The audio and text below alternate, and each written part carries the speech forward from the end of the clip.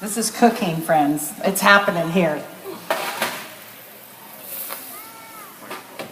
Frog legs Salt in the wok. and sugar. Do you have a towel, side towel?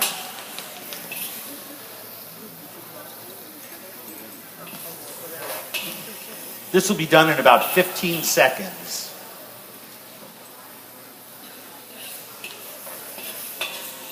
Side towel's coming, but here's some paper towels just in case.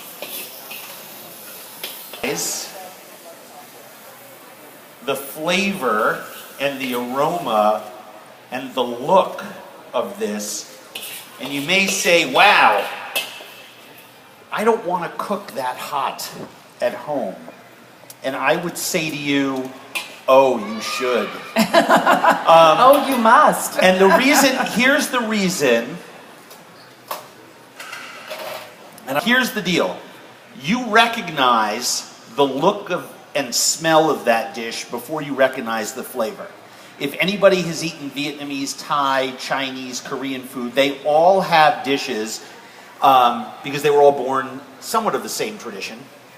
When it comes to wok cookery, you can see the browning, the only thing that's blackened in there are the chilies that infuse that bitter chili flavor into the oil. Everything else is delightfully browned, right? Brown is the color of flavor, beige is not, right? It always says brown the chicken breast, doesn't say beige it, right? To do that, you need heat. You need to have your ingredients ready, you need to work quickly. You cannot blow this that badly. And if you do, it's just food. Don't panic, right?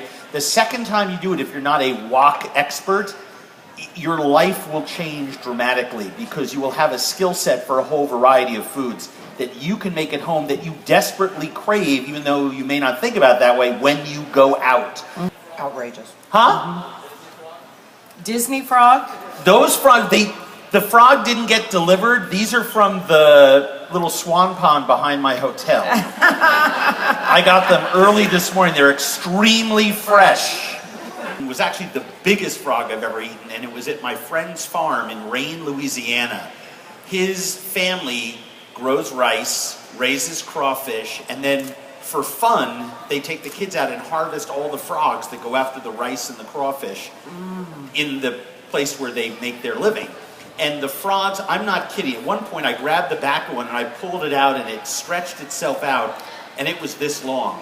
There were frog's legs that one would be a dinner portion. Almost like an 8-ounce turkey chop. leg, right? It's like a yes. chop. Oh my gosh. Blew my mind. Wow. Absolutely blew my mind. But yet that diet also made it very tender. Well, and everything tastes of what it eats. yes, I know. That's a phenomenal thought. It's delicious.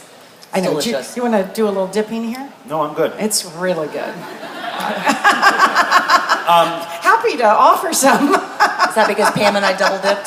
Try to put your knife through the center of one of these sections of shell. It's kind of like trying to squeeze an egg. Sometimes you break it, but there's a way to put in your hand. You can squeeze as hard as you want. Nature has created such an amazing thing in that eggshell, you can't break it. The shell of the shrimp, sometimes your knife will actually skip across the top of it, and it's, I wouldn't call it too dangerous a move, but it's something that you definitely want to make sure to take very careful care with. All I do by butterflying in this way is it makes it very easy for me to remove the vein from the shrimp. There's one that was eating right before it came in the boat. It starts to deaden, right? Because the heat of the water starts to kill all of those flavors in there. So I put my shrimp in now. This is the frog's legs. And how about the corn? When does that go in? Corn never goes in. Never It's goes a in. decoy It's ingredient. a decoy, just there for fun. No, I'm actually... Delicious. Because of the size of the batch here, I'm actually going to take the shrimp out with some of those solids and blanch the corn and put it back in. A lot of And times, we're on if I to make shrimp a now. huge batch, 4, 5, 6 pounds of this, which I often do because it's a great party dish. Oh, yeah. Because you can do it so far.